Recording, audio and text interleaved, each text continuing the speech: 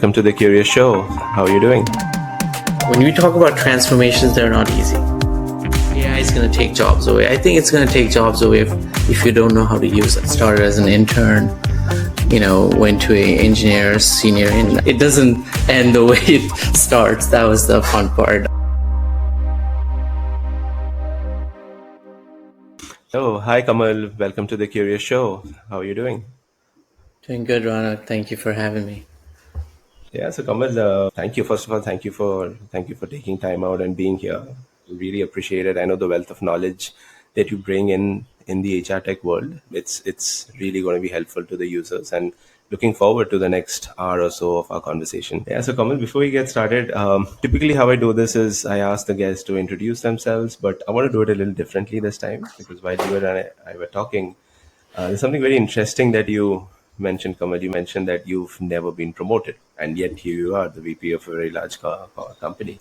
So, can we use that as a segue to just introduce yourself? So, who is Kamal, and what is Kamal up? Very interesting point, right? I know we've kind of briefly talked about it in the past, but so let me put it this way, right? I think it's never a question of I wasn't promoted. I think the industry that I'm in is such a unique space. It was evolving as I was actually kind of working through and making a way for myself, right? So it's not one of those. If we look at engineering, very stable, been there for I want to say at least a couple of 100 years, right? So you really have career trajectory, where you can kind of say I started as an intern, went to a engineer, senior engineer. So I'd say it was a very stable. I mean, a lot of the careers that you see out there, but I happen to be in HR tech, right? So it was not something that I went to school for, and I was navigating this role, and this career. It was like you couldn't really see that this is point A and point B and point C, right? So, and the promotions kind of didn't work out the way I saw my peers or my friends, or so. In that sense, I could say I was never promoted in a very lateral fashion, or a normal fashion, you could say that. So yeah, so I think overall, I've been in the HR tech space about, I want to say at least 15 years now. Does that define me? I think that's a very rhetoric question, right? It's a lot of times like we think about, we ask, we start with our names, and then we then go to what do we do normally, and what's your title if you're in corporate. For me, I'm originally from Nepal. That's where my childhood began for the first 15 years. And then I was in India for 2 years, early 2000s, where I did my last 2 years of high school, or you can say intermediate. And then I came to US during my undergrad, studies. And I think that's where it began. And I went to school for engineering, electrical. If you think about Nepal, that was one of the things that I used to think about as we were growing up. Such a tiny, in terms of the geography, right? Very small country. But in terms of the essence, it's a very big, it's got a very big presence.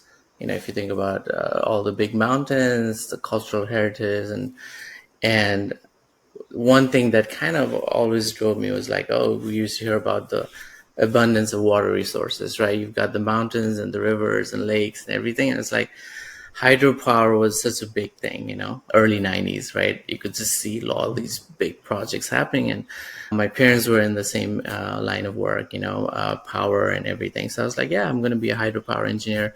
And where would you start? And it was electrical engineering, right?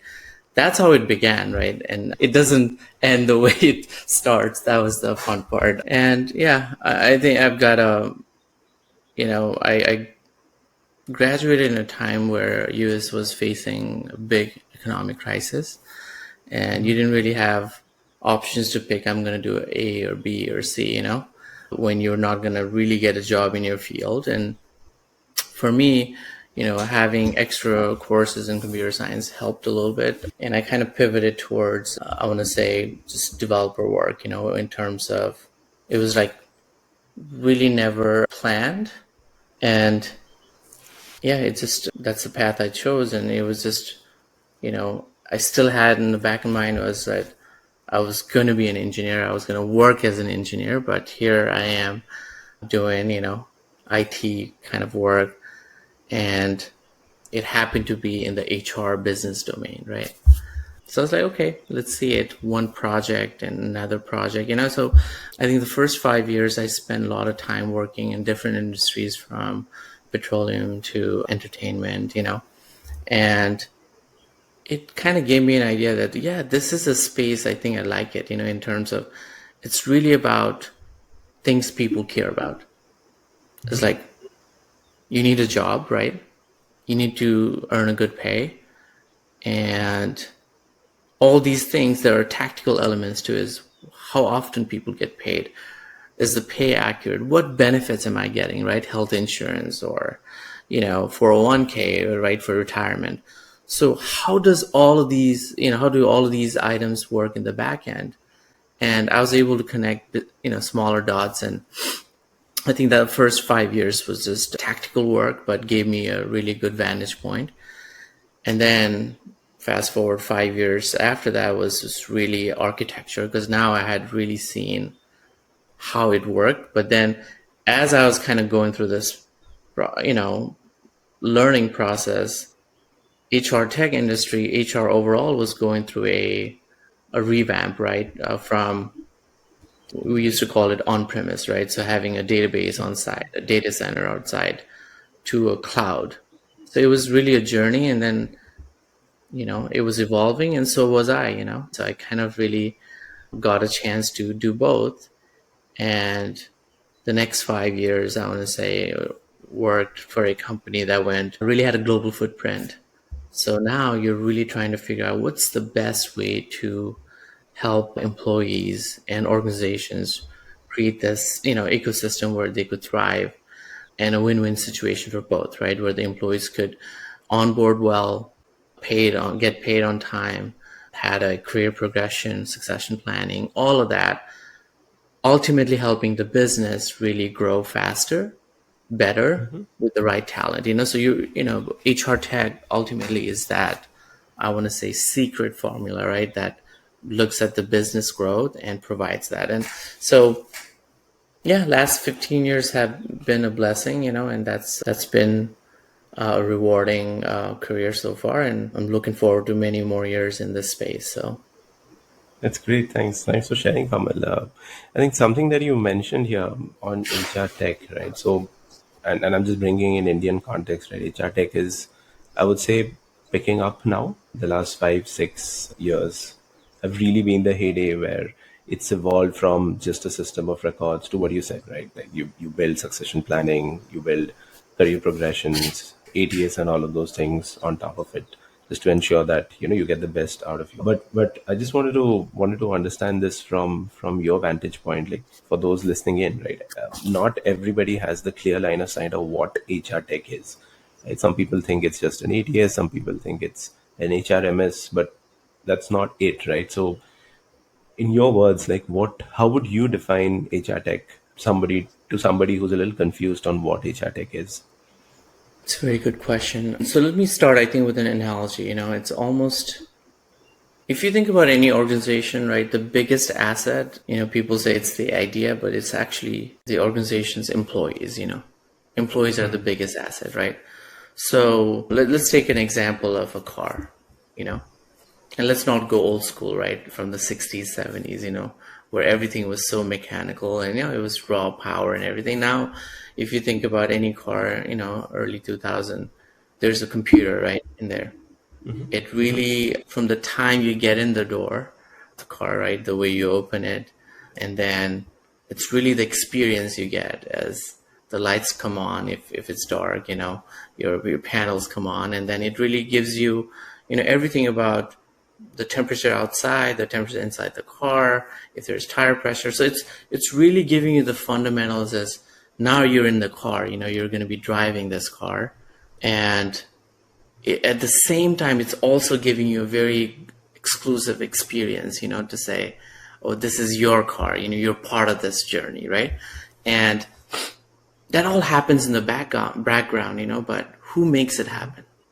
So the way I think about an organization is really it's heading in a trajectory where, it's making money for the company, in terms of the shareholders, or if it's public, or for the owners, but it's also providing something to society. At the same time, it's also caring to the employees so they can make a livelihood, right?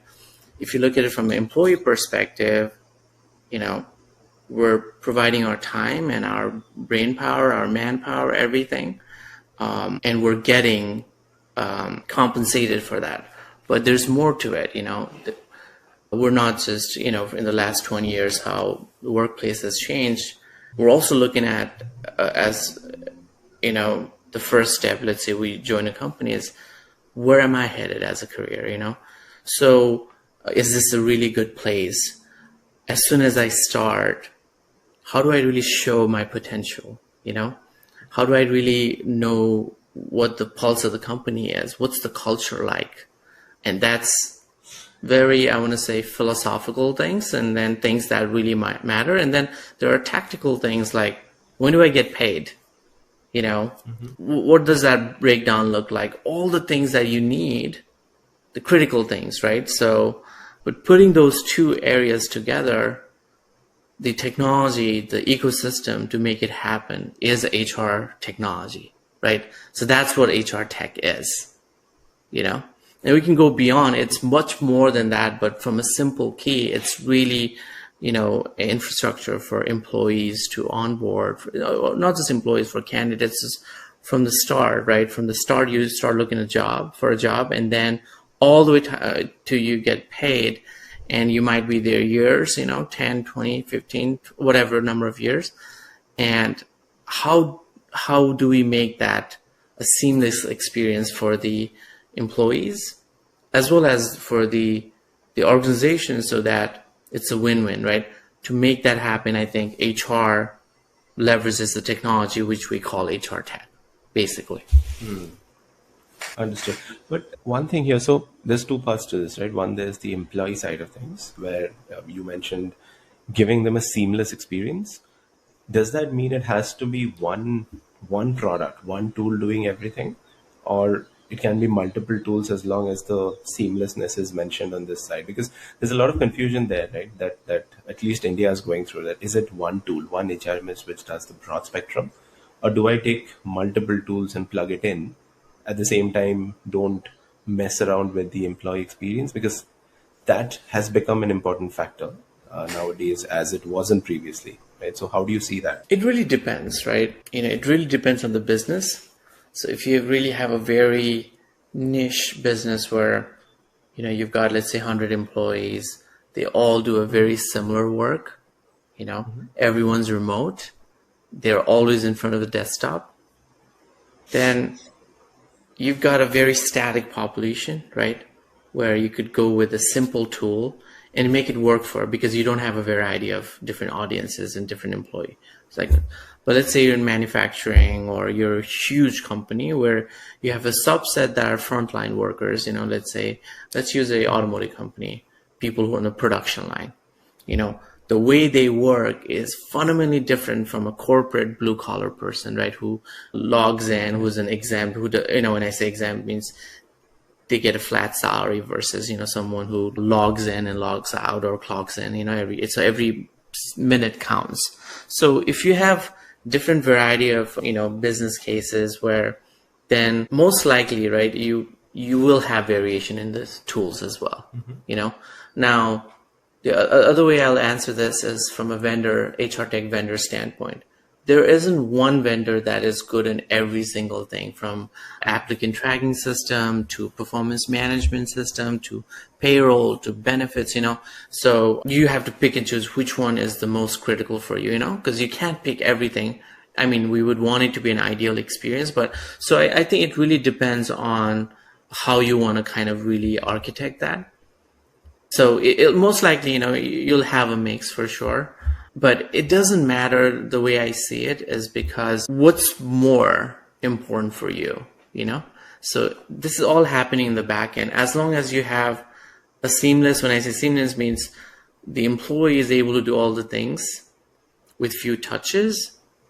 It doesn't matter even if you have 5 or 10 systems, But if it's clunky, even if you have one system, but if it's clunky regardless, or five systems, I think those are the things that do matter. So Makes sense.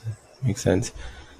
Yeah. So this that was interesting, right? If you have a different set of crowd, right? So then the HR tech needs to be different, and it's interesting because I've not really come across that. In fact, I've when I was with HR tech companies, we had some manufacturing clients, but we never really thought it, or at least they never really thought it from that aspect, that you have to provide very different experiences. And was one tool able to do that? And in hindsight, no, because we had issues, right? If you're trying to do the same attendance system for, like you said, blue collared who are punching in and out versus somebody who's coming to corporate, won't work.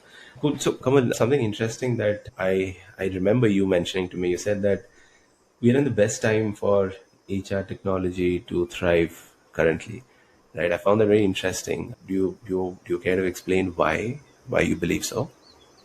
yeah, definitely. I think it is, you know. So 2007 is, I think, when iPhone came out, 2006, 7, right? And it really brought a revolution, you know, in terms of people using smartphones.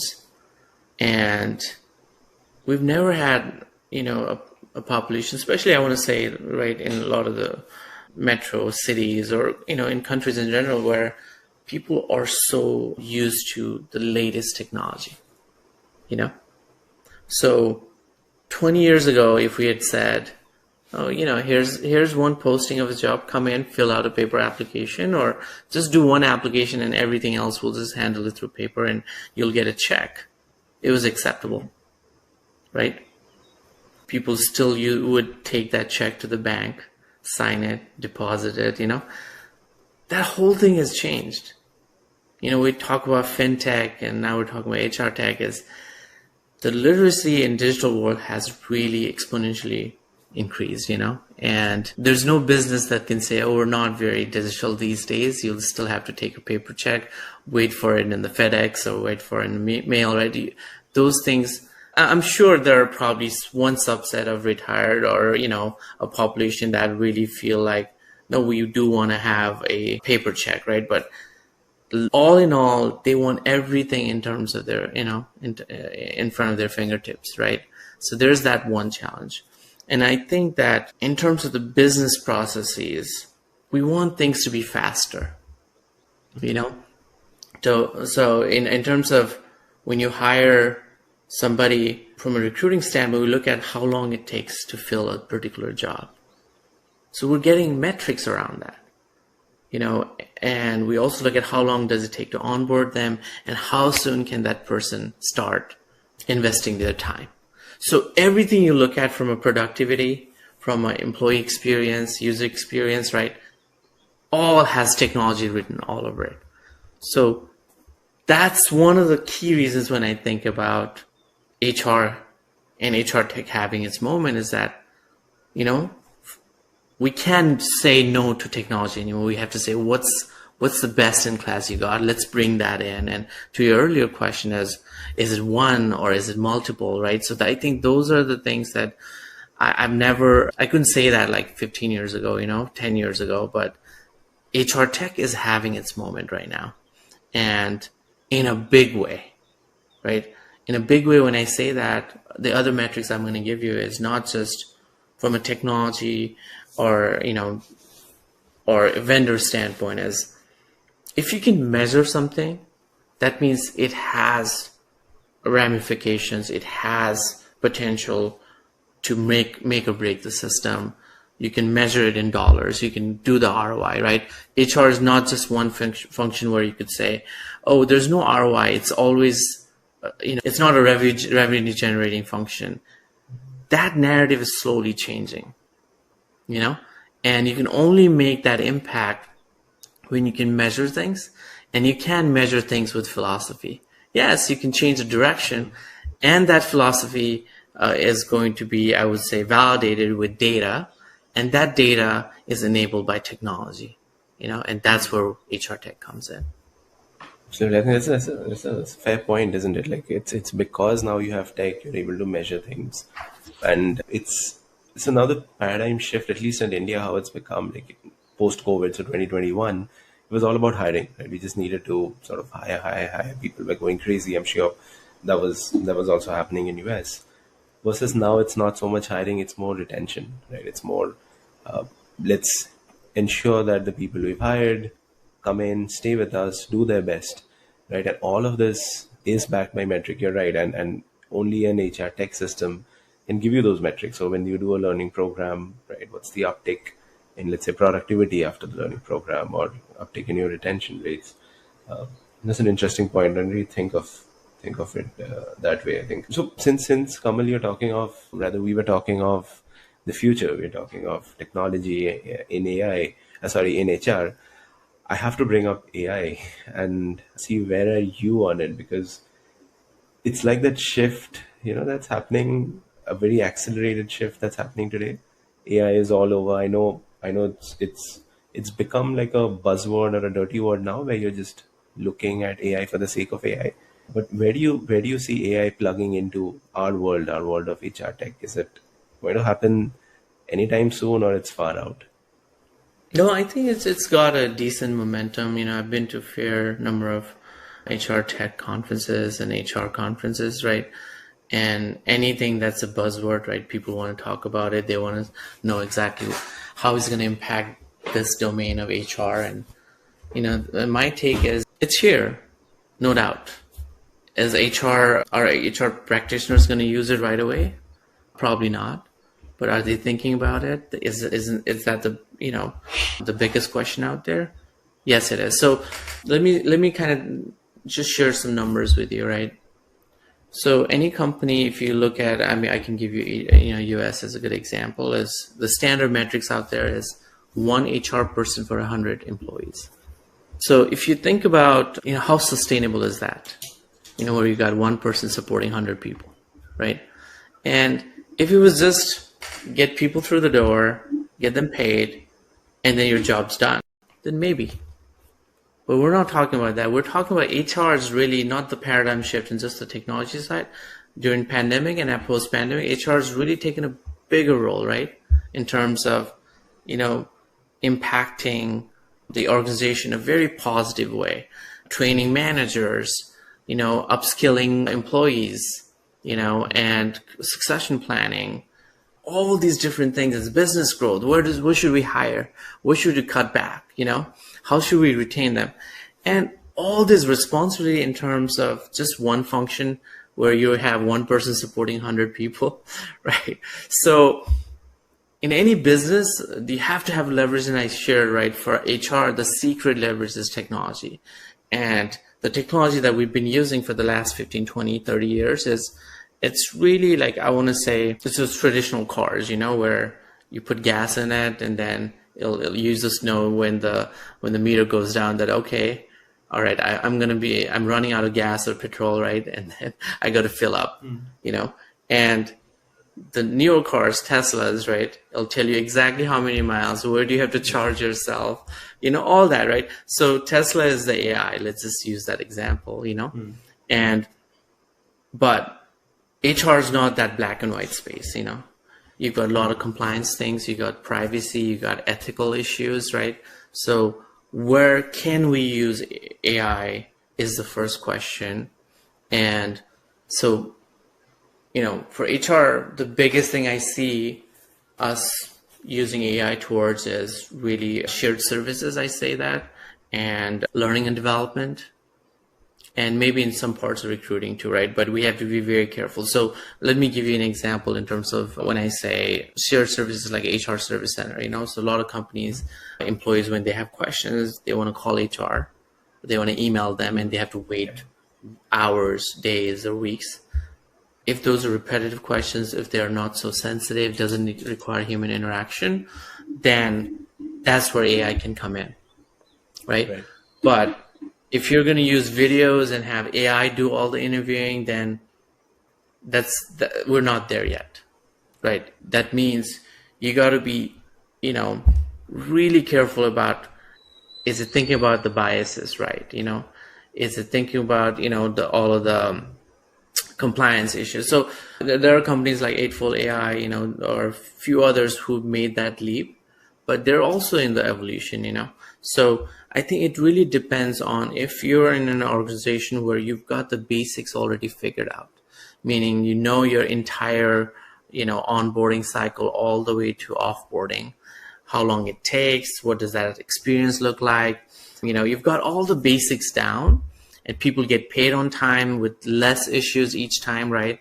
And all of those, that means now you can scale using AI to say, all right, we're going to have our HR business partners, right, who to work with the business on the strategy side and not answering these mundane questions or questions that can just be out there. So those are the areas I see AI being used, but I think we're probably looking at least a couple of years for a lot of these AI tools to be at a maturity level that we can say, all right, it's proven, and you'll have to have some, with any technology, right, early adopters who are willing to take that risk. But is the entire HR ecosystem going to go in that bandwagon? No, I think HR is going to take its time.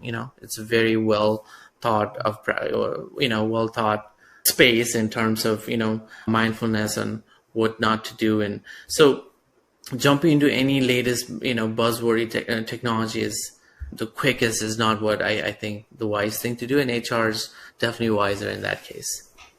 Got it. But come on, the line of sight is there, right? You mentioned of course, there's compliance, biases, and end of the day, you're dealing with humans, right? I think that's the biggest one there.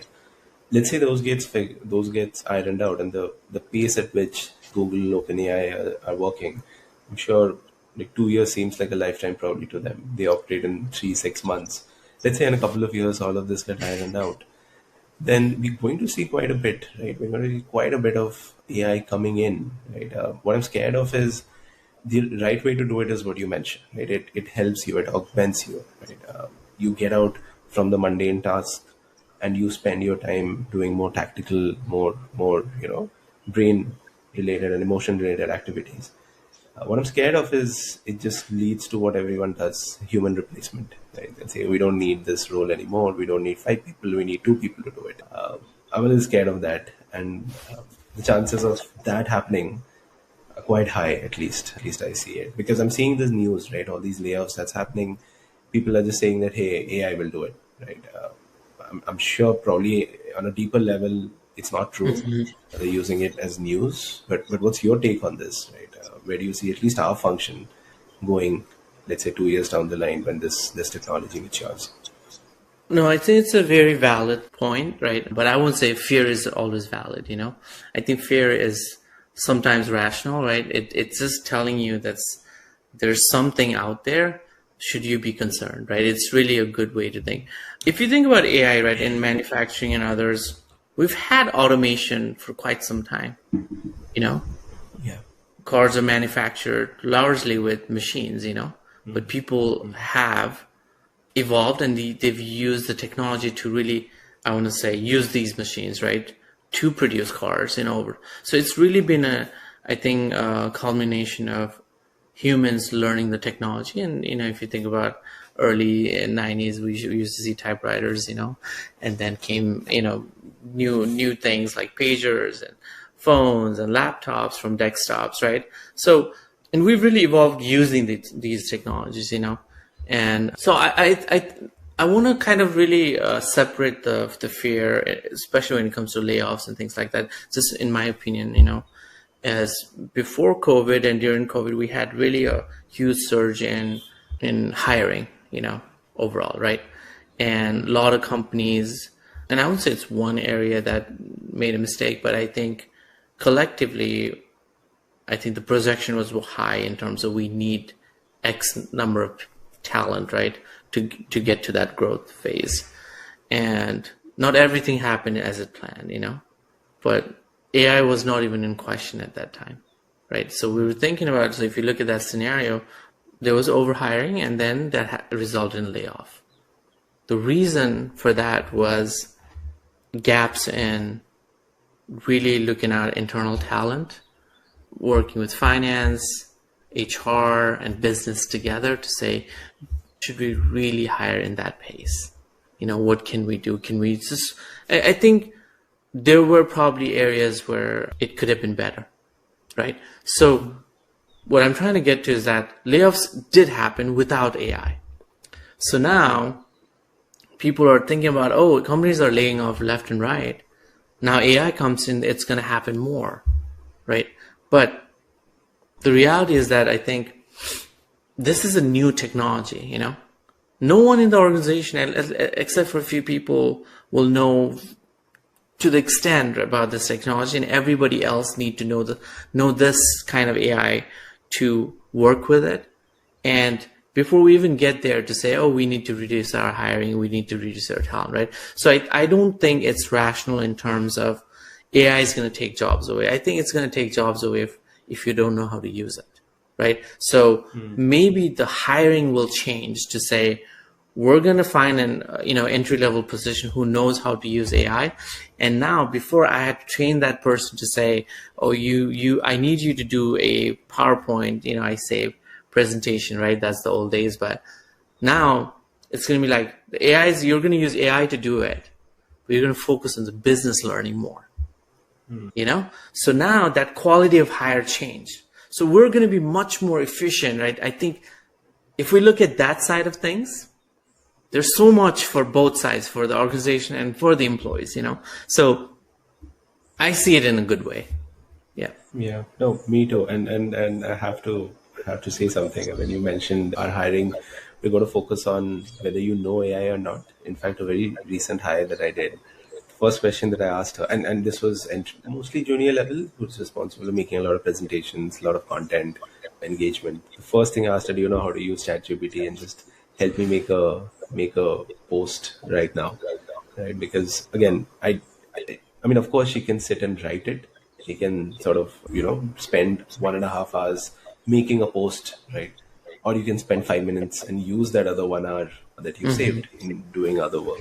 So, and I see that happening at least in my company, because we're a very, very young company, right? So mostly developers. Those developers are all literally going on interviews and asking, we know you know ChatGPT, use it, and come back with this code. And these are engineers. So I'm with you, right? I hope to see glass half full, that people realize it's a time unlock. It unlocks a lot of value, and not go down that route of let me cut headcount and let AI come and do it, right? Cool. So Kamal, I think that was a lot of that was a very good segue into the world of tomorrow. But I want to just switch gears and sort of take that as a talking point into the world of today, and see something that and a very good thing that's happening is a lot of people are looking at careers in HR tech, right? Sort of, it was unheard of at least 7-8 years back when I started. It was unheard of. There was no, when I still remember searching on LinkedIn in India, HR tech manager or something, and the result was zero. There wasn't one, right? Whereas a lot of very smart people, we got a good colleges here in India who are looking at HR tech specifically as a career. So keen to understand from you, what are the career options today, right? And I have this belief that India follows US, right? Whatever's happening there will happen in India in a few years, if not already happening today. And what are the career options that you're seeing in HR tech today in US? This one's going to be, I think, simple and a little bit hard to answer, right? Because it's not very black and white. But let me start with amazing potential the space has, So we've defined HR tech earlier, right? But we didn't go into all the roots and branches and, that this space has. So let me talk more about the different branches, right? To say, if you're working for a decent size, when I say, let's use a number, let's say 20,000 employees. That's a decent number of, employees to take care of. And even the operations aspect is going to keep you busy, right?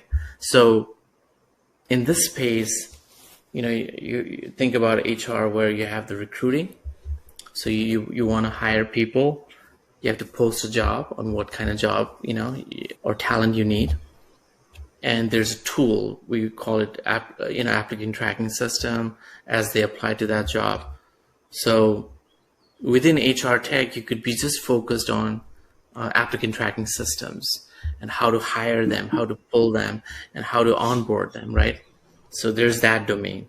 There's the other domain is as they come in and join the organization, as it's almost like your bank, right? You have all your transaction happen. It tells you so it's, or you add a new account from a checking to savings. It just gives you all of that. So it's like the core HR system once the ATS is done. Unless it's two separate, sometimes it's a two in one, as now you've hired and you've been there for 6 months or a year and you get promoted. So all of those life events, we call them, happen within that system, right? So when those life events happen, your salary, your compensation increases. And now you're talking about how does that get reflected in your pay? In the back end, you also have to make sure is how do you really pay Uncle Sam, and how does especially the taxes and how all of that automation, right? So within just these few functions, right, you could be an expert in just ATS, or you could just be an expert just within the tax component, or you could be an expert within the benefit side, or learning and development, where you're constantly pushing out content in this environment for specific crowds within your employee organization, right? To say, all right, this is a frontline employee where they're always customer facing.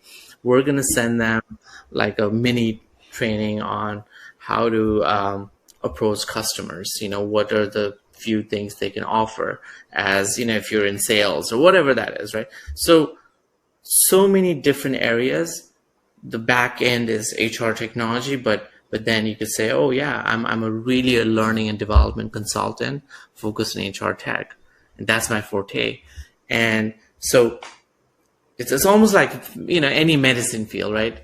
Yeah, I'm a doctor, but what kind of doctor are you?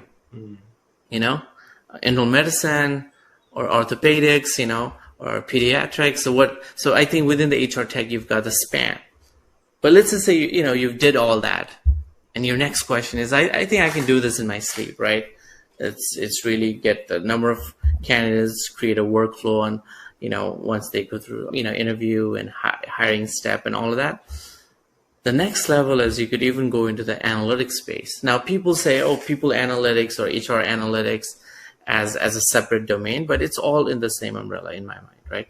Because you're really working on the technology behind the scenes to provide all the insights and so analytics is another space. So let's just say the process and you're really geeky and you love numbers, you want to do a lot of data science. Then people analytics, you could predict last 2 quarters this was a hiring right metrics, and this was our turnover.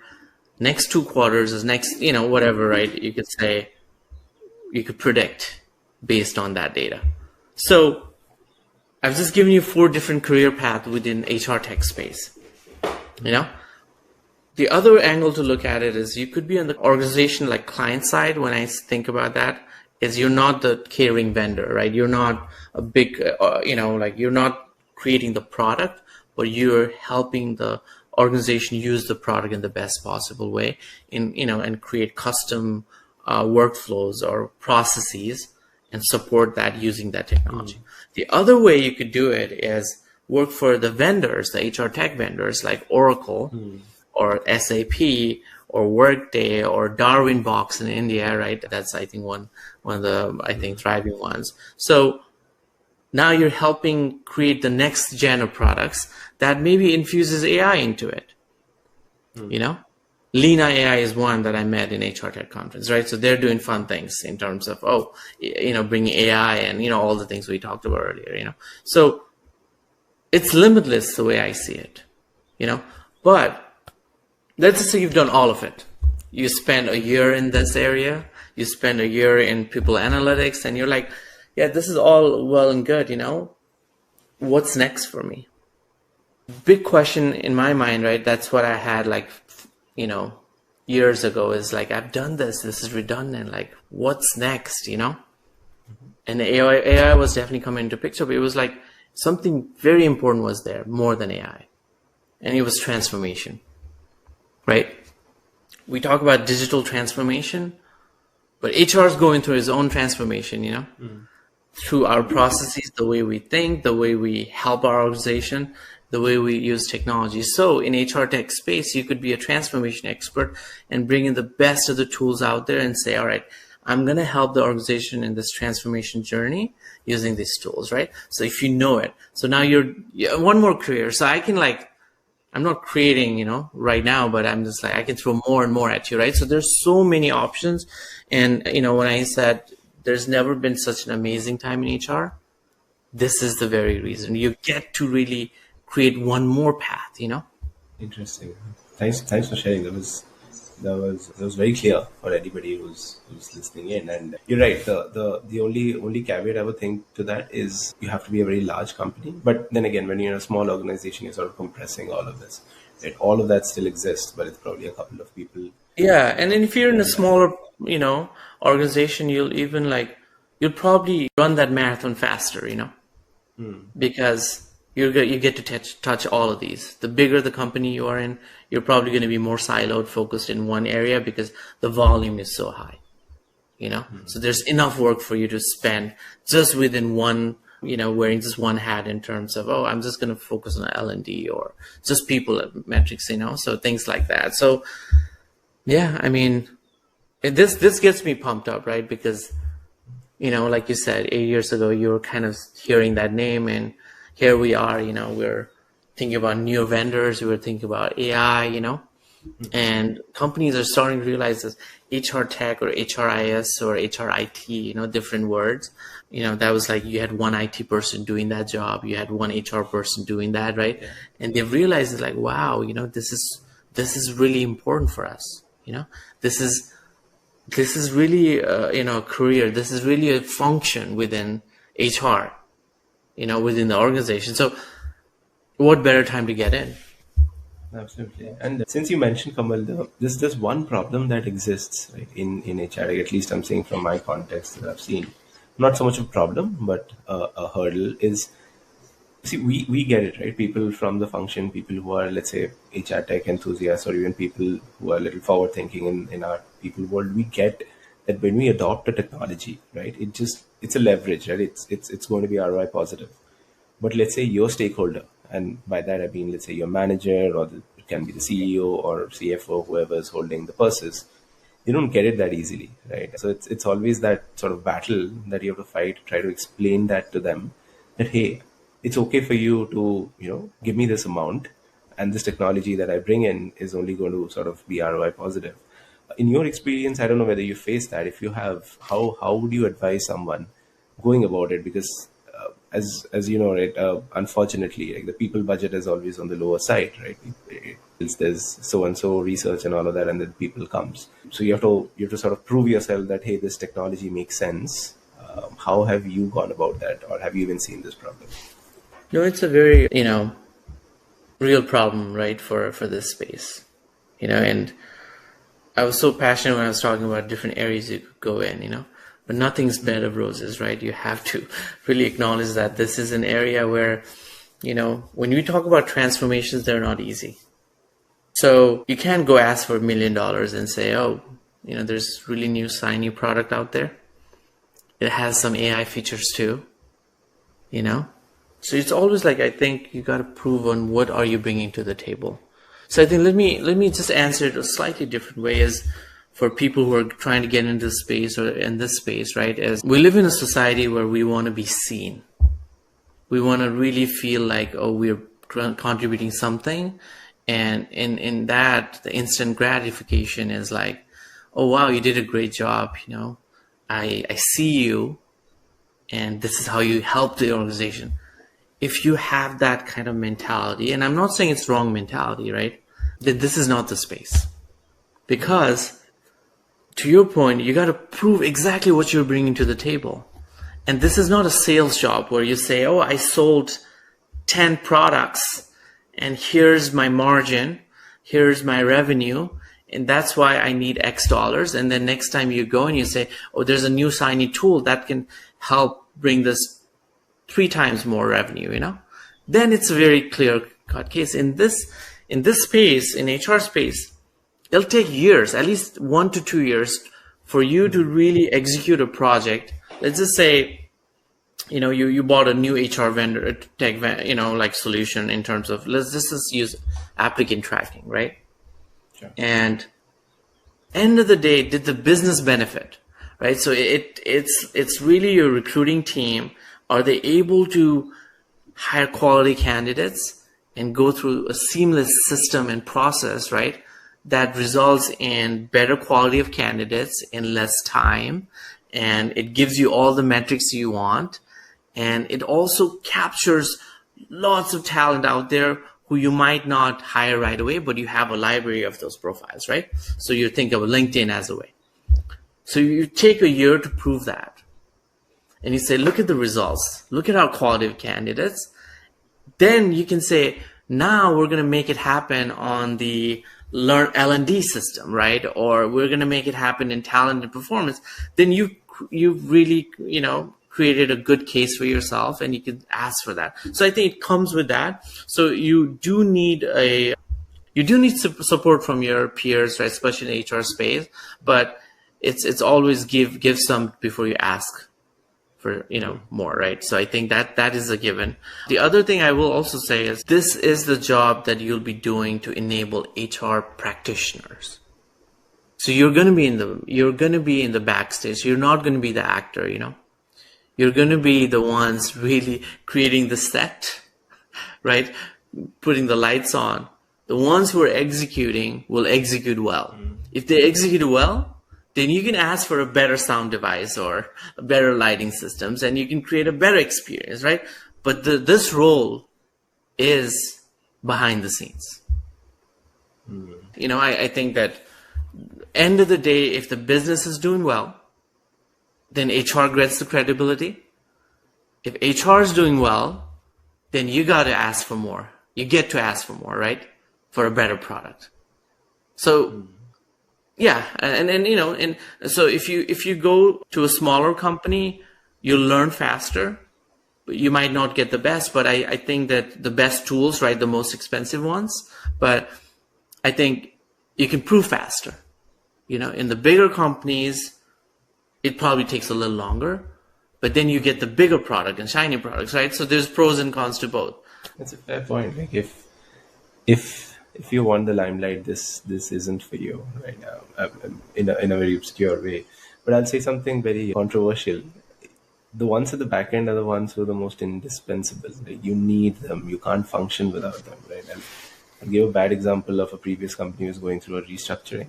The one which was not touched, like it was just P0 and just moved out. The roles were the people tech roles, because the question was, hey, if this person is not there, this whole layer, like a 4-5 HR tech products, just breaks, right? And we cannot not have that person. In fact, we were thinking of backups at the time we were doing restructuring, because we knew that's the only person who knew how that thing operates. I'm not saying that's the right way. Ideally, it should not have been that way, but it was that way. Cool, Kamal. Another sort of like segue, going back to, we were talking of the career options, right? You laid out what are the career options, but I want to get a little practical here for, let's say, someone listening in, who's and I'm sure a lot of my viewers are who just recent graduates. Let's say you are maybe an engineer, or maybe just somebody who loves technology and happens to love the world of people also. You don't really want to get into frontline HR, you don't want to be an HR business partner, but you've come across HR tech, right? You're listening to Kamal and you're excited. You want to build a career in HR tech. Is there like a way to go about this? Is there a blueprint that you see working in today's context?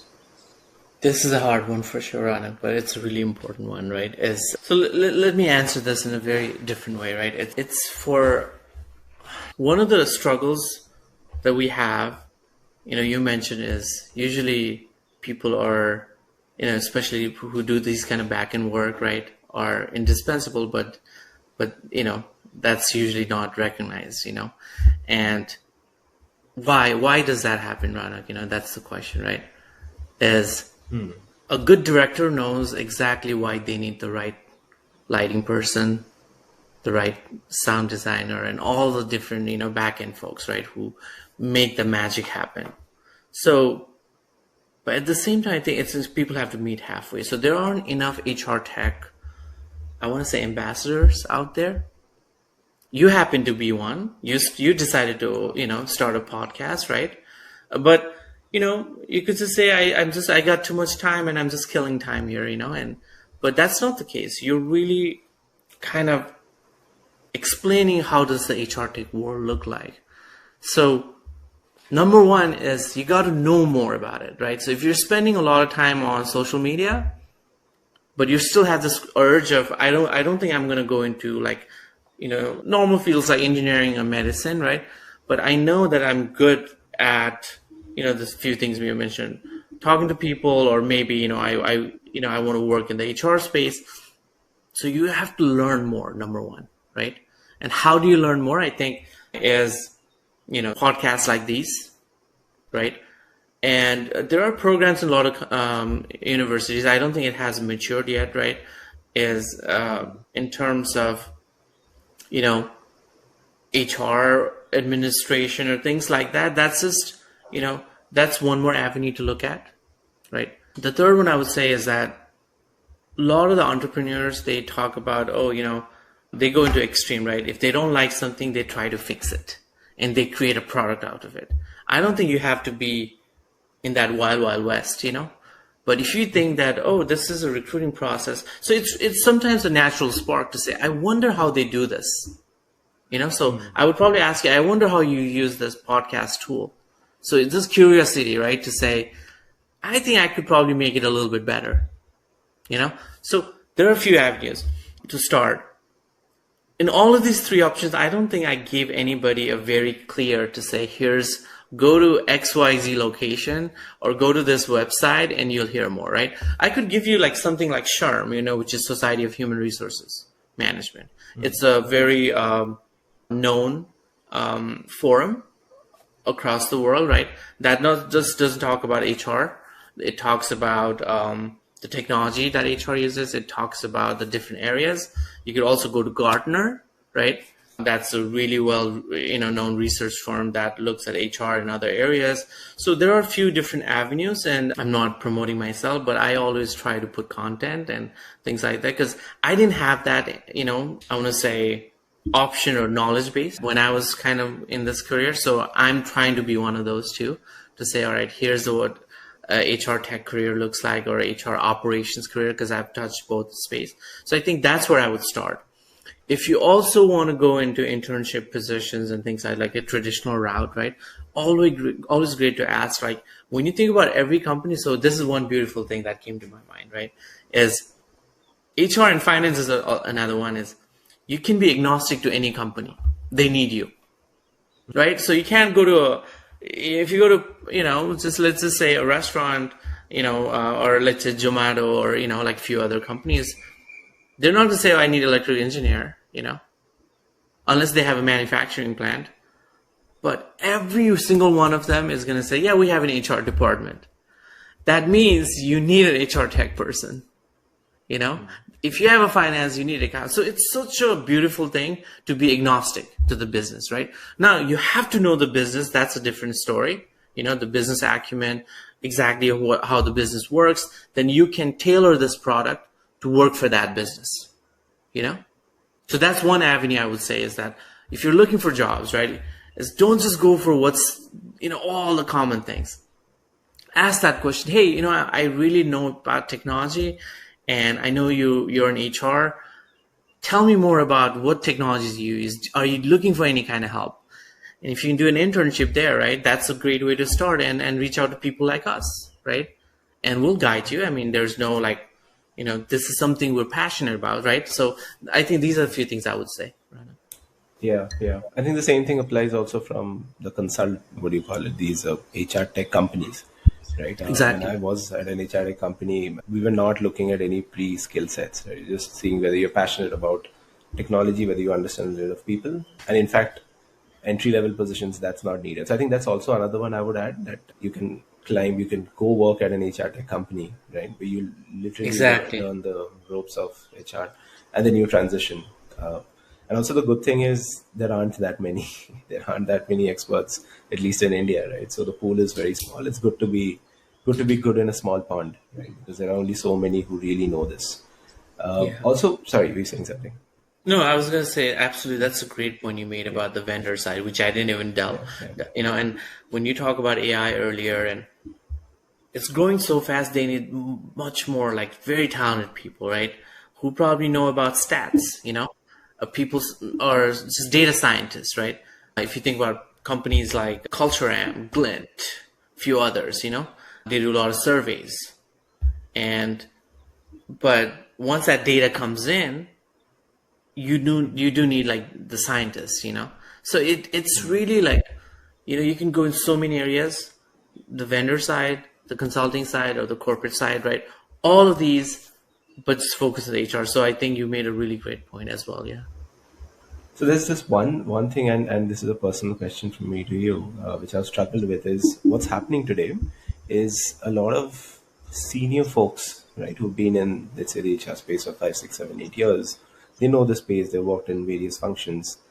Two things, right? One, they realize that, hey, my salary probably isn't growing, right? And HR tech typically pays a little bit more, right? They're looking for a transition, or they've realized that when I started, HR tech wasn't really a thing.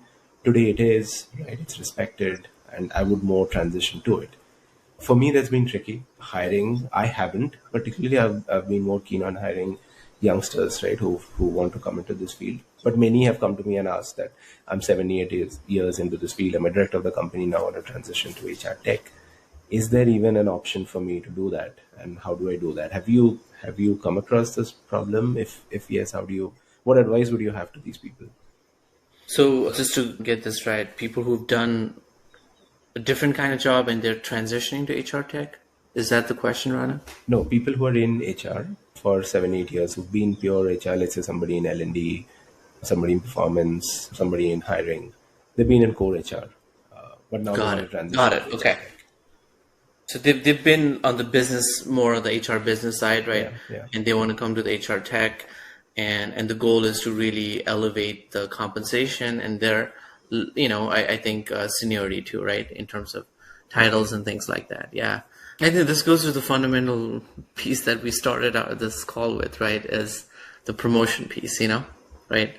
As there's nothing like, there are no steps being built here, So for those individuals, I would just say is, if you really think about it, and I'm not gonna really critique them, right? To say if your fundamental goal is to just make more money, and you want to do this in HR tech, I question that, number one, and in a very positive way, right? It's a good objective to have, but you're evolving with the career, in your career as well as the industry, right? So you can demand more if you're offering something very niche or something very expert, at a very good expertise level, right? But if you're just switching and you're saying, well, I don't know if it's competitive yet, I don't know if I'm going to get it, a lot of people do that, is they switch companies, right? And they've done that, right? But you can only demand that if you're providing the value around it. That's what I can say. And when I say the value, means how are you going to prove your worth? Right? This space is where you have to prove your worth to demand that. And you can actually demand it. I'm very positive, right? But that's going to be a tricky one, right? Because if you're in a HR vendor, like let's say vendor company, it's easier to do that. You could say, yeah, I could make this functionality work. I could really build that next gen tech, and they're going to say, yeah, we need exactly someone like you who knows the business, the HR business, and knows how to build the product. We're going to pay you for that, right? I would say a simpler business case to get that, a compensation package but on the business side, it's a little trickier, right? Is that it's a longer runway, and to provide this, which can happen. So I think, I don't know if I even answer your question, but that is the question, right? Is like, how are you going to prove that?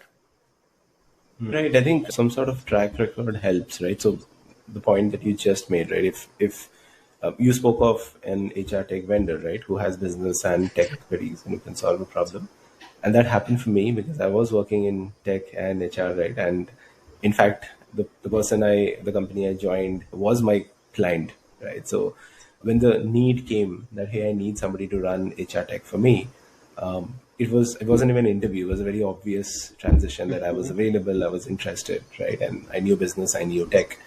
I was like a no-brainer to just come in, right? So I think that probably is a good way. But you're right. Like if if somebody hasn't proved themselves or don't have a track record in how they'll show the value, it might get a little tricky. So to answer my question, I struggle with this, but I would advise that you've got to show some sort of track record in tech, that you've done something more than just courses. Maybe you've done it. Maybe the company that you're working at, bring in an HR tech, right, and do it yourself, implement that HR tech yourself, right, and that shows that you know the business and now you know the technology, and then that will be a good for you to get into another, let's say, a Yeah, career and in I HR tech. yeah, absolutely. And I think there's a learning curve, right? So just because you know the HR business doesn't mean you know the technology, right? So you may not just make a big shift in terms of compensation, but you might have like a slight, I want to say, saturation to say, all right, here's flat, this is where my learning phase is, right? But I love the fact that, when you mention track record is any resume, especially as you go from, mid-level to a senior, position, your track record means metrics in a way, or something that you can kind of say, you took the business, here's where, you brought in a technology or you did X, Y, and Z, and this is where the outcome was, right? In terms of, yeah, at any given point, or let's just use a ATS metrics, meaning in applicant tracking system, when you hire people, and you have a number of candidates and you have a number of people who accept the offer, right, and stay on. And every company have their time to fill, like 40 days or 30 days, or or some roles. So if you are able to say, yeah, I implemented or I worked in an ATS platform to say, even though you didn't do the technology side, you just say we did a design of where we could really make quality higher, and you could, you came up with questions that really screened candidates who didn't really fit that, right? So now you got to the right candidate faster, right? So that means if you're able to articulate that, you solve a problem for the business. Forget about the technologies, right? So that is the track record you got to be able to show, is that me joining this company, or taking this role, I'll be able to solve these problems for you. And here's what I've done in the past. And I think a lot of the professionals in HR and even, in our field fail to do that. Or, is you can't say I've got 10 years of experience, but what did you do in 10 years? It's like, you're a movie actor and every movie you've worked on didn't work out. But you've got 10 years experience, right? So how are you going to make that, next gen of salary and compensation where you can't prove it, right? So I think that, yeah, so it's a fascinating question for sure, but we got to prove our worth. I think that's the end of the day goal, right? So While you're talking, I got an idea, right? It's interesting. I'm thinking back on all the HR hires that I've done. I do not remember any CV, right, which has metrics, right? Because let's say you're hiring for a sales role, it's all metrics, right? I did this volume, this is moved up, so and so. It's just fascinating. It's not there in people, right? Because I've barely seen it. Like, because people are working towards it. I'm sure an HRBP that the position that we are hiring for, they've done things which are responsible for reducing attrition, for sure, right? Otherwise, you're not going to be with the company for yeah, 2 years. exactly. But the metric just doesn't strike, right? It's not like, hey, reduce the metric by 20% from this to this, brought down the, let's say, TAT, brought down. Probably in ATS, I see it, now that I think of it. People who are in hiring, sorry, not ATS hiring, they do talk of funnels, but not that much. Right? I hope it happens because it's just a net positive for the function, right? Because it'll move our function from, the fuzzy to numbers, right? And you have technology to support it. It's just a thinking mindset shift, at least in India, right? Where just put those numbers, metrics on the CV, right? You're Yeah. probably going to get hired faster. Yeah. But Rana, you bring up a good point, right? But let's dig deeper on that particular issue. Why is that? It's like we've got people working in the same field, working for 5, 6, 7 years, and they come back with the CVs, excellent, right? CV, right, in terms of their education, the number of years they put in, and I did X, Y, and Z, but no metrics at all. And the reason I think, Ranak, is that if the whole HR function is not metrics driven, it's never occurred to those individuals to put metrics. you know, right? Or even outcome is like, what did you do, that you can really say. So as I was kind of talking to you, I have this band here, right? Completely unrelated things. But so this band is, so we've got a temple nearby, and I take my 6-year old, every Sunday, and it's a 2-hour class. And they teach yoga, and they teach few, different, I would say positive, right, things in terms of learning kindness and activities. So it's really a fun 2-hour session. They learn everything.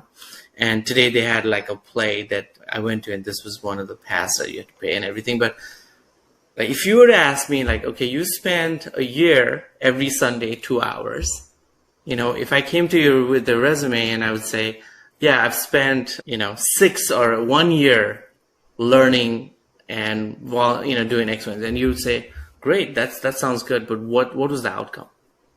And for me, I went there to see his play, but that was not the outcome. What I would have put in the resume was, while we're waiting, kids obviously they can't sit in one place, right? So he was just like done with his play, and he was just running around, and they were getting the food ready for all the guests.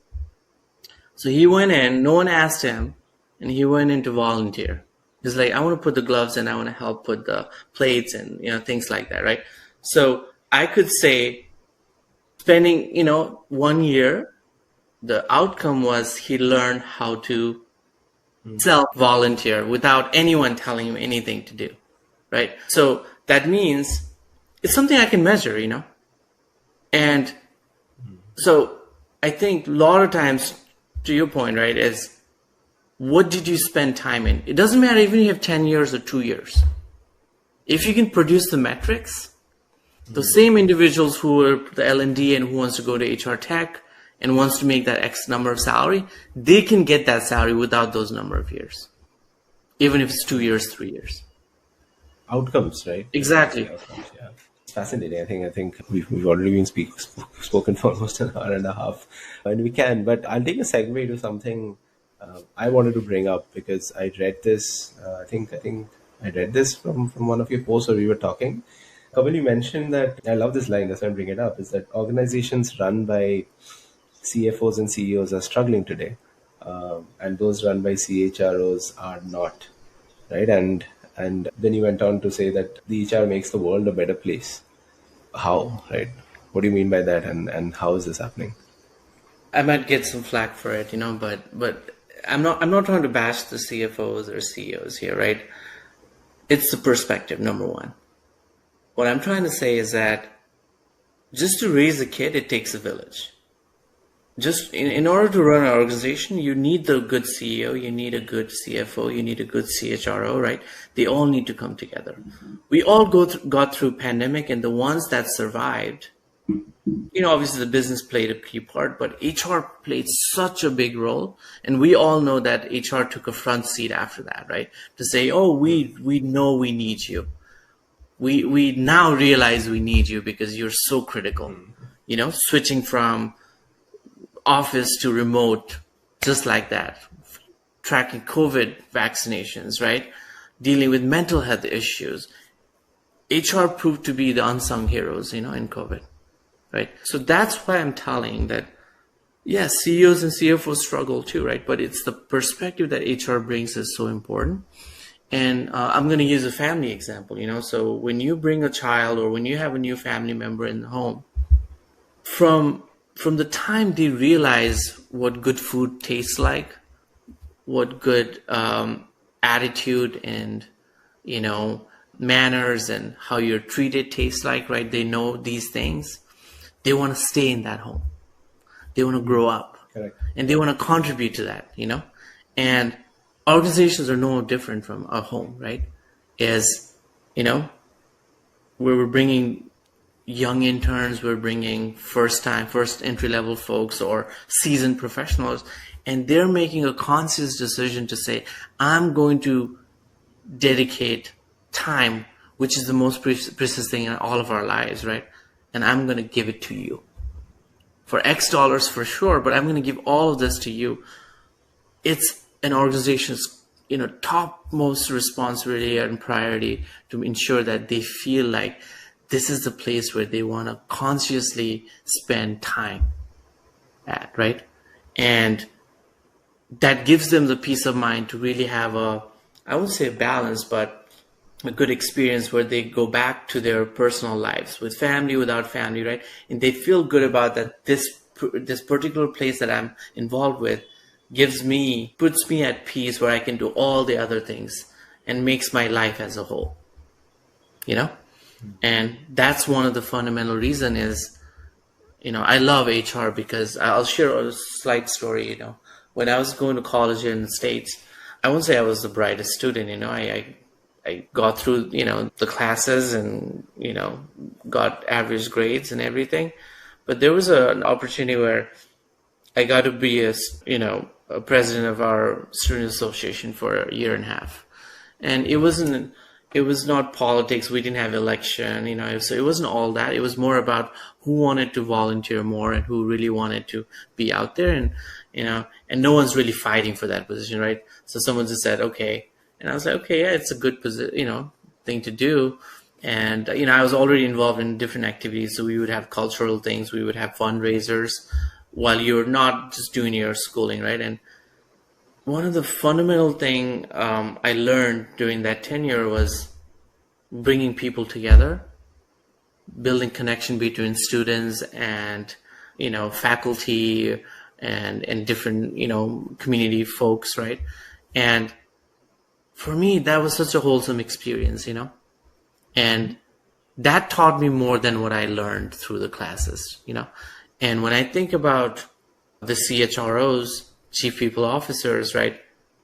They know human psychology more than just crunching numbers. And I'm not saying CFOs just crunch numbers, but that's when you're spending most of the time on numbers, right? That's where you're going to be focused on, right? So I think that's where I feel like the human experience is key, from where we eat, what kind of movies we watch, who we talk, where we spend our time. So anyone, even if it's a CFO or a CEO who's focused on people experience and really are vested, are the ones who will lead good organizations, right? And luckily, CHRs are already ahead of that game, So that's one of the rationales for me. Yeah, love that. Kamal, thanks for sharing. And what you pick up one thing that you mentioned, that you are choosing to spend your time, right, in the organization, of course, in lieu of pay. I think we forget that. Right? I know a lot of leaders who just forget that person is free to go and work anywhere. Right? They are spending a large, I think, 60% of your waking time you spend working at the workplace. You can choose to go and work anywhere, but you're choosing to work here, right? So it's our responsibility to give them the best. Small thing, but very powerful. I think if you remember that in hiring, I was interviewing one of the guests, I think, a few months back. He's the head of people. He was the head of TA before. He mentioned something quite profound that stuck with me. There, he mentioned that we fail to realize how important an interview is, because based on that interview, that person gets hired, right? And then that person spends a large 60-70% of their waking day in the organization, right? And their whole lives depend on that, right? People plan families, people buy houses, people buy cars, people take care of their aging parents, pretty much through the salaries and working through your job, right? So it all starts with a small 30-minute interview. And we were just describing, how people don't give him interviews its importance. I was like, that 30-minute interview decides somebody's fate, right? So it's your responsibility, be it the person who's taking the interview or HR, to really treat that seriously, because you're literally impacting people's lives just for that 30-minute conversation. So yeah. Thanks for sharing that. One thing I wanted to kind of also, add is this is something that I was reminded that I came up with that tagline, but however, it's called empathy with action, So let's say you're going through a rough time and you just say, Kamal, here's what's going on. I could say, I'm really sorry to hear that. And I move on and you move on, right? In HR, number one, you could empathize. That's a really good thing to do, to say, yeah, I'm with you. I feel your pain. I may not be able to comprehend it, but we also have an opportunity to take action, So empathy with action, that's what I say, right? So the 30-minute interview, given the person is skilled, right? You have an action that you can take as you're empathizing, whatever the person is going through. You're in the workplace, someone is having a baby, someone's getting married, someone's needs, has gone through all the check boxes and now is ready for the promotion, right? Is doing the right thing is not just empathizing, you're also taking action. And basically what I'm just trying to say is that we started this as an HR tech chat, right? Podcast. But technology is a non-event, Ranak, Everything is irrelevant.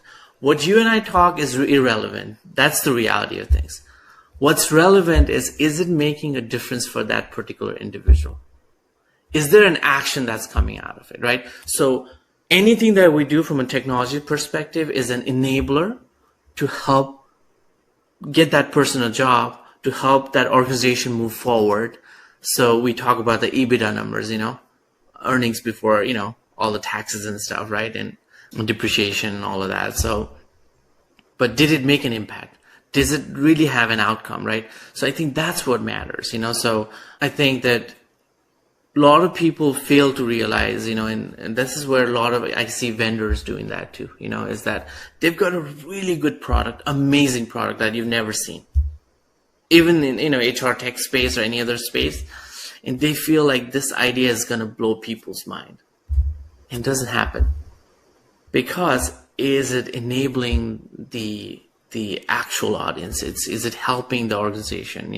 Is it helping the HR practitioner be able to do that job better? And that's where I think we need to focus more, right? As technology, when we talk about HR tech space, I don't consider myself as an HR tech leader. I always think myself as a HR practitioner who has a domain of HR technology and operations.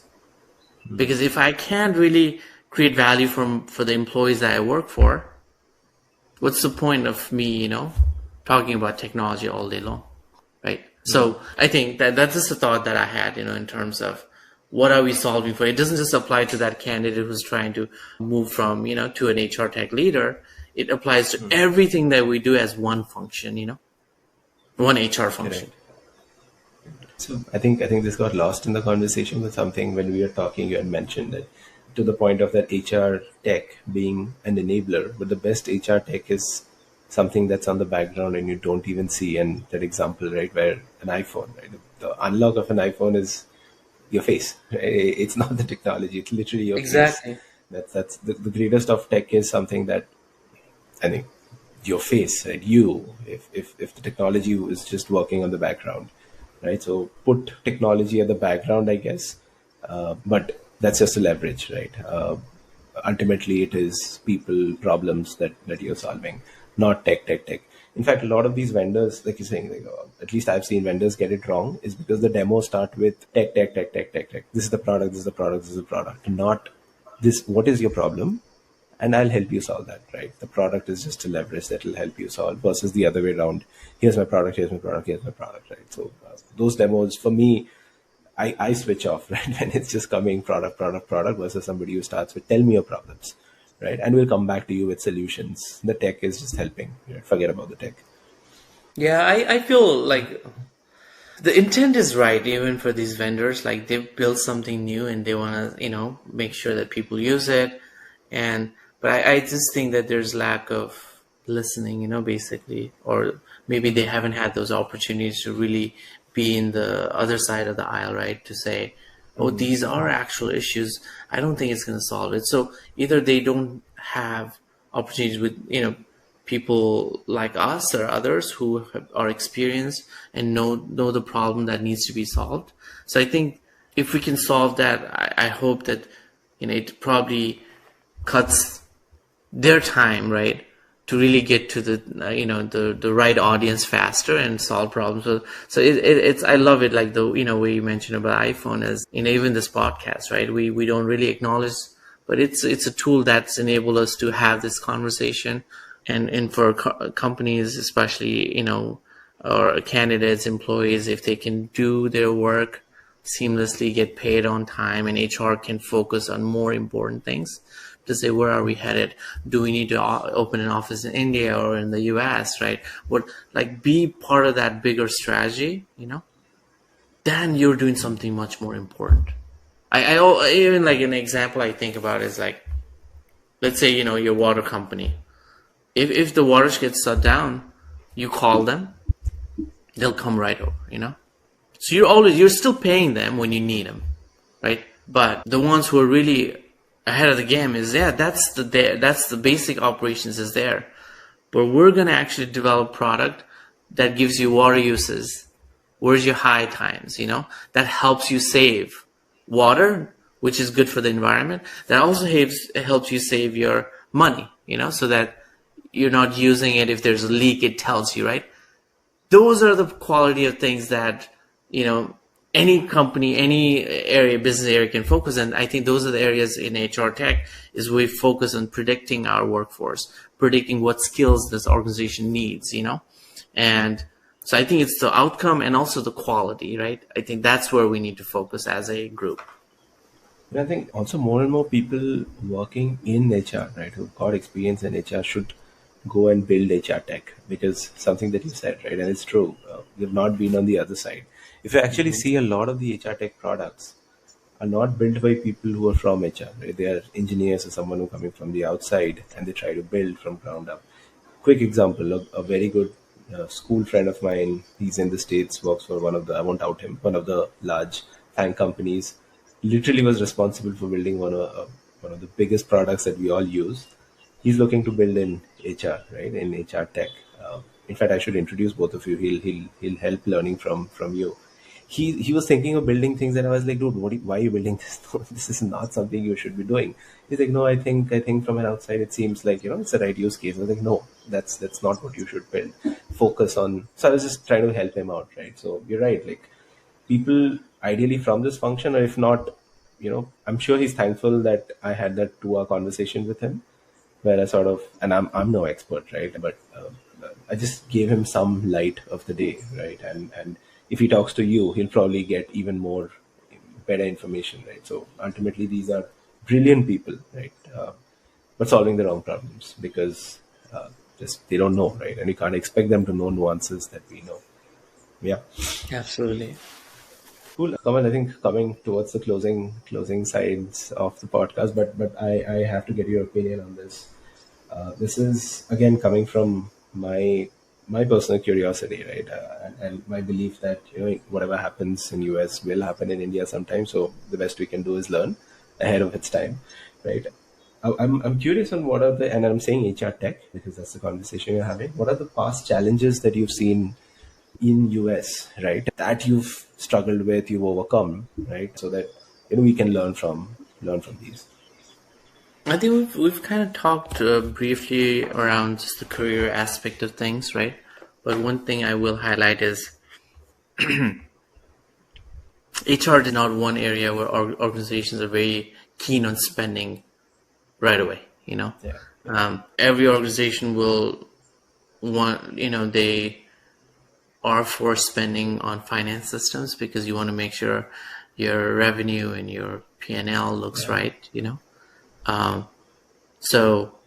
but the human capital side is we're not spending enough, because that has not been a priority. But I think in the past that was the case, but I do actually see companies trying to allocate funds in that direction. That's definitely there. There's an acknowledgement, a positive one. So I don't know if it's a learning thing, right? Piece I will say is there aren't enough folks on HR side, either HR practitioners or HR tech folks or people analytics folks, right? We're so busy doing our day-to-day. And I won't say US or in the West, like we've done a great job, but I think we're slightly ahead if I think about other parts of the world, in terms of if we're so busy always trying to make sure that the systems work, the processes work, and day-to-day minutiae, when are we really going to innovate, right? When are we going to educate and really put the content out there so that other organizations really see that, because companies like Gartner or Sherm, like they have literature out there, but unless you point it for somebody, they won't know, right? So I think there needs to be more and more people. Like I see a lot of finance literacy happening, right, these days, where you'll say, oh, by X age you want to be a millionaire, or retire, like the FIRE concept, right? Yeah. But I think HR is definitely missing that, right? The exposure.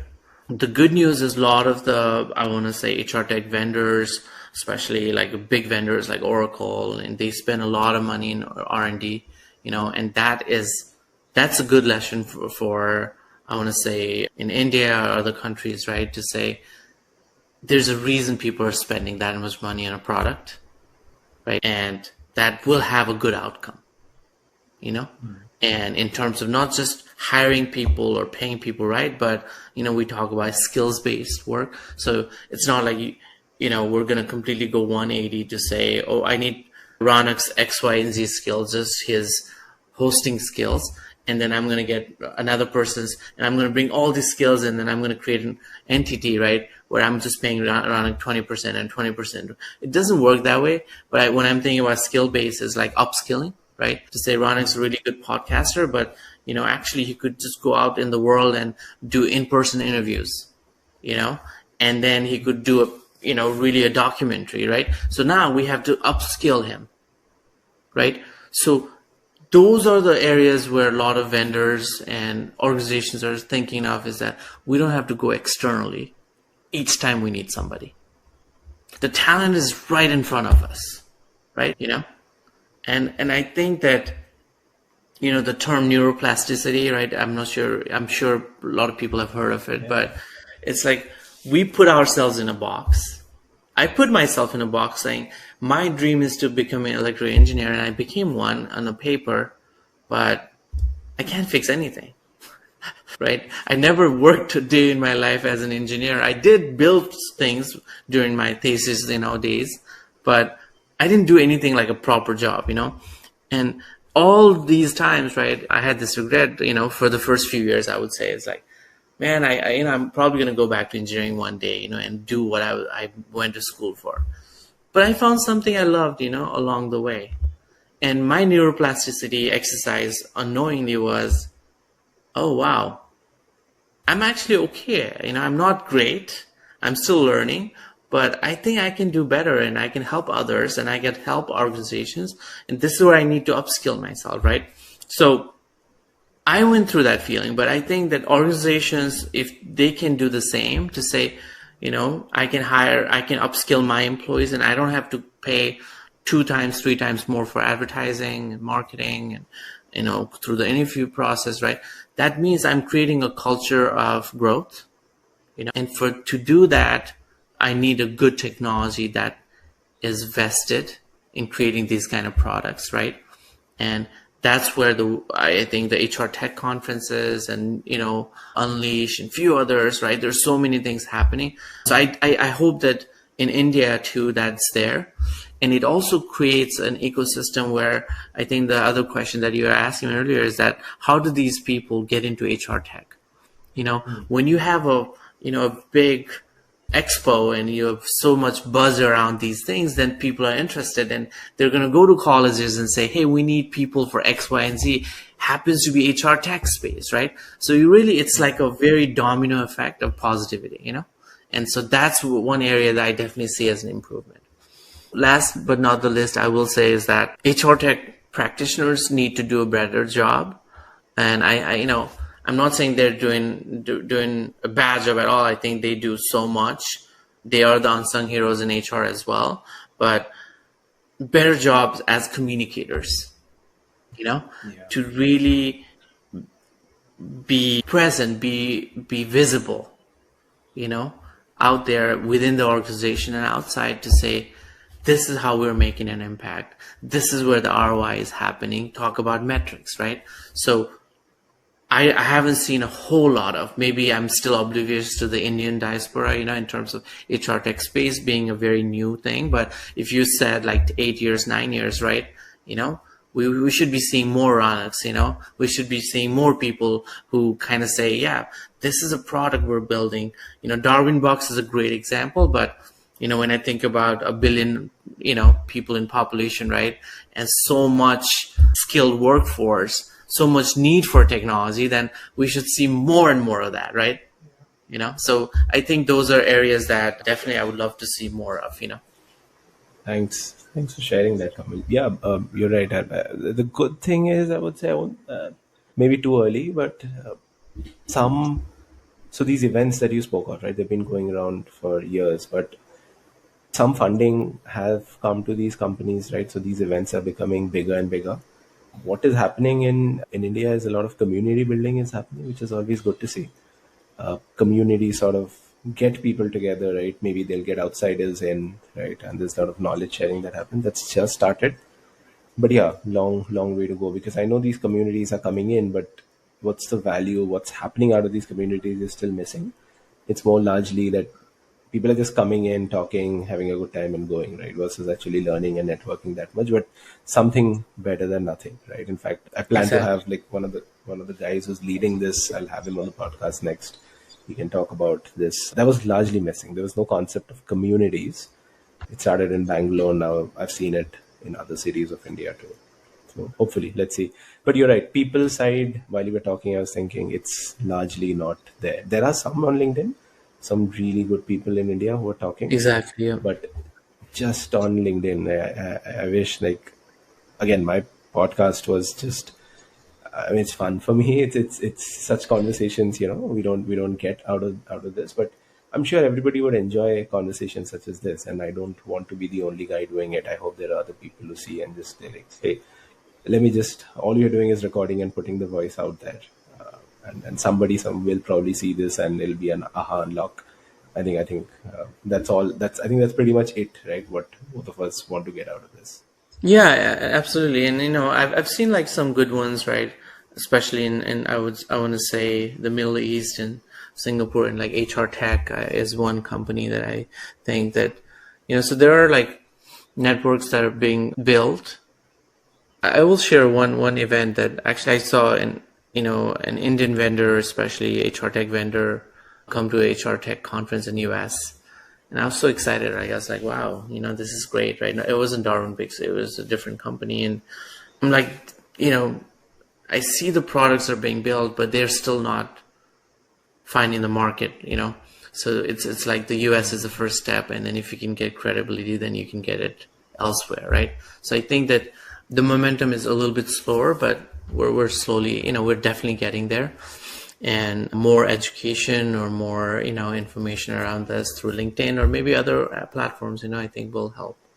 Who knows? And maybe AI can maybe tenfold this, you know, in terms of getting the voice out there. But yeah, I'm excited in this space, to be honest, Aronak. You know, it's in terms of, if I had to sell this to say, you know, like let's say a bunch of interns who are still deciding which area to go, I would sell hrtech as a way to say, look, do you want to be, you know, in a race where you've got thousands and thousands of people, or do you want to be in a race with just maybe a couple of hundred or even less than that, you know?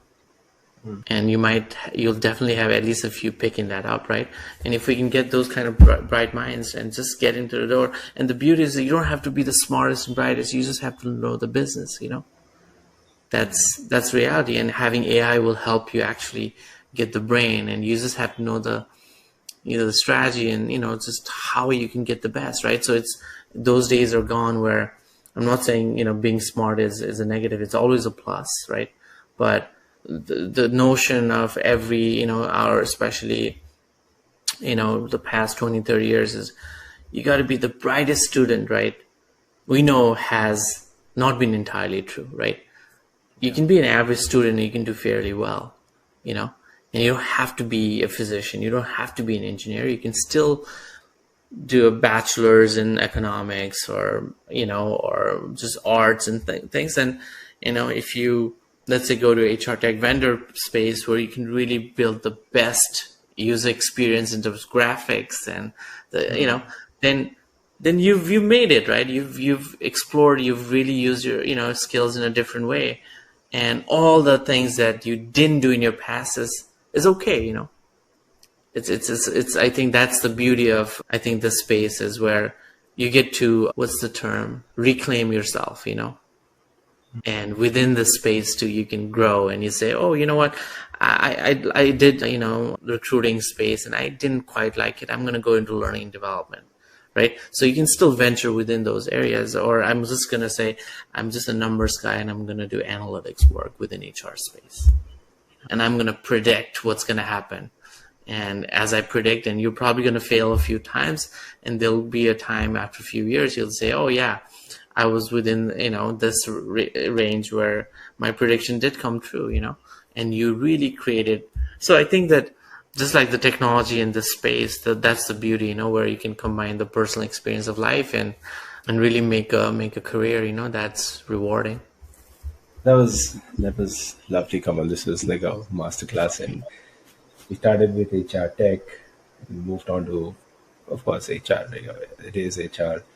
We spoke of careers, and this is a lot of insights, a lot to unpack here. Honestly, I wish more and more people see this. I'll do my best to get the word out there, because we need people, right? We need people, smart people, people who are passionate about this coming into this function. And again, thank you. We need people like you also, Kamal, who are sharing their voice, doing their best. And I'm sure you're open to talking to anyone who wants to reach out, who is looking into Definitely. making a switch here, right? So on that note, first of all, thank you. But also for anyone listening in who want to reach out to you, where do people find you? So yeah, I think the best and easiest way for anyone is going to be LinkedIn, you know, using my name as shown on this screen here. And from there, I'm happy to help guide. And, you know, one thing I will say is, first of all, thank you for having me, right? You know, this is a time that we're trying to create something for, not just for us, but for our audience, so that they get something out of it. But more importantly, like, I have to say this, is that I'm still learning. I'm still growing this journey, you know, and gratitude is the number one thing. Anything we do, right? Obviously to our parents, to our siblings or friends. But, you know, if we talk about the professional space, you know, spending 15 plus years, I think it's been 20 plus years in the States, is when you come to a new place, a new organization, right? You're always meeting new faces, you know? You don't know exactly who they are. You stare at them and you don't know if they're going to be friendly, if not. And then as you get to know them, right, and you build a bond, you know? So for me, I've been really grateful, right, in terms of meeting so many people in HR space who happen to teach me so many things that I share today, you know, and help me. And, you know, I started with saying I never got promoted with this space, but they were the ones who helped me promote me, you know, over in the long run. Share that. So all the HR practitioners, different people in the organization, right? We say always, this is the thing, you know, which I want to like really put a positive spin is, oh, corporate is brutal.